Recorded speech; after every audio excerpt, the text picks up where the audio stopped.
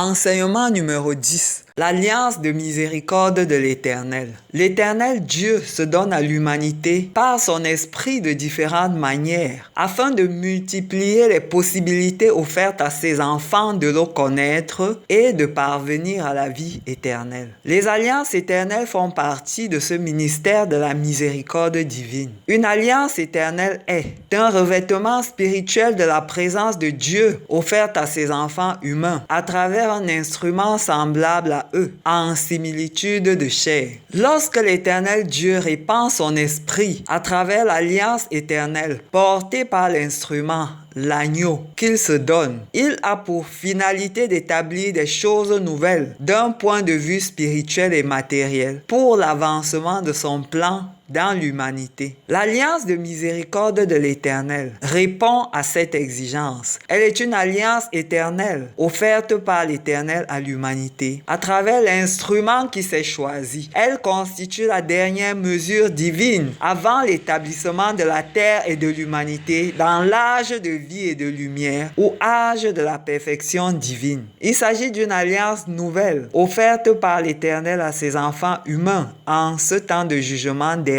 au cours duquel une très grande multitude d'humains irait à la destruction sans cette mesure de la miséricorde divine. Le genre humain ayant été handicapé dans son évolution vers le Père par la rébellion de Lucifer, plus connu sous le nom de Satan ou diable, Dieu dans son amour infini et sa grande miséricorde a jugé juste de lui offrir une session de rattrapage. À travers ce don divin, le genre humain est premièrement rétabli dans la connaissance de la vérité relative au chemin de la vie éternelle. Chemin que Jésus, lumière du monde et porteur de l'alliance éternelle de Dieu, pour amener les âmes à triompher des ténèbres et reprendre leur croissance vers le Père, a révélé à l'humanité pendant les temps prophétiques. En l'alliance de miséricorde de l'Éternel, tous ceux dont le potentiel à suivre normalement le chemin de la vie éternelle a été affaibli ou détruit, reçoivent, s'ils décident de s'attacher à la vie véritable, chemin de l'unité avec Dieu, une dotation spirituelle supplémentaire par le signe de l'alliance de miséricorde de l'Éternel qui leur est accordée. En celui-ci, leur capacité à demeurer dans le chemin de réconciliation avec Dieu, enseigné par Jésus-Christ, est fortifiée, les rendant ainsi aptes à suivre jusqu'à son terme la voie les conduisant à triompher de la mort ou de la captivité des ténèbres pour entrer dans la guérison ou la résurrection par le mystère de la communion au corps et au sang de Christ. Tous ceux qui s'établissent volontairement et sincèrement dans ce nouveau processus de sauvetage auquel l'Éternel les appelle sont désignés sous le nom de fils ou filles de la miséricorde de l'Éternel. Ils sont les rachetés de Dieu. Par le signe spirituel d'appartenance à Dieu ou signe de son alliance de miséricorde qu'ils reçoivent, ils acquièrent cette identité qui leur fait échapper à la destruction du jugement qui est lancé, quand bien même leur péché était aussi noir que du cramoisi. Ils seront enlevés dans les nouveaux cieux et entreront dans la nouvelle terre à l'issue de leur processus de purification et de régénération au cours du jugement dernier. Ceux qui rejettent ce signe sont des obstacles à l'apparition de l'âge de vie et de lumière sur terre. Ils sont des ennemis du plan de vie de Dieu. Ceux qui détruisent la terre, leurs âmes sont immatures. En le processus prévu dans le cadre du jugement dernier, ils seront